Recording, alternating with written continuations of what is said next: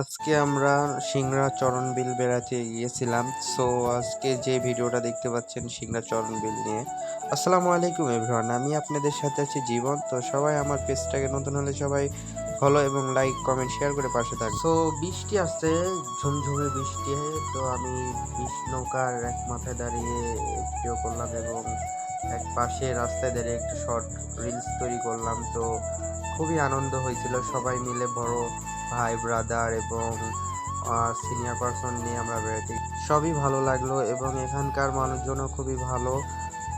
এখানে যে একটা জিনিস ভালো লাগছে যে নৌকার খেল বিকেলবেলা যদি আপনি বিলসা বাজার এবং এটা হচ্ছে বিলসার পাশে যে একটা ছোটোখাটো দোকান মানে রেস্টুরেন্ট আর কি বলা হয় কুটি বাড়ি, এরকম একটা তৈরি করছে সেই সুন্দর জায়গা। তো আমি আবার একটা ব্রিজের এখান থেকে একটা ছোটোখাটো একটা শ্যুট নিলাম। আমরা যেখানে খাওয়ার এক বিরতি দিয়েছিল, তো ওখানে ভিডিও করে নিলাম।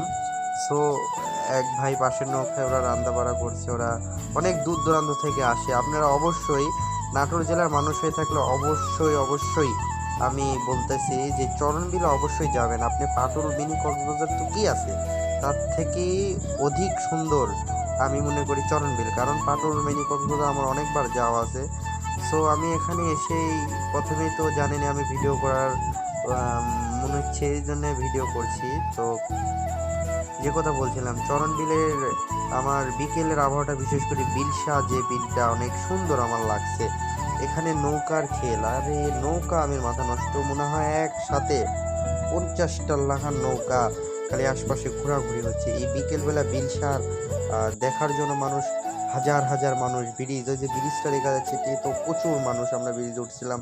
এখানে ভরপুর বিনোদন, বেশি টাকা লাগেনি আমাদের বেড়াতে। এখানে নৌকা ভবনে আপনার আহামরি টাকা লাগবে তাও না। সবাই ভালো থাকবেন, সুস্থ থাকবেন, আসসালামু আলাইকুম।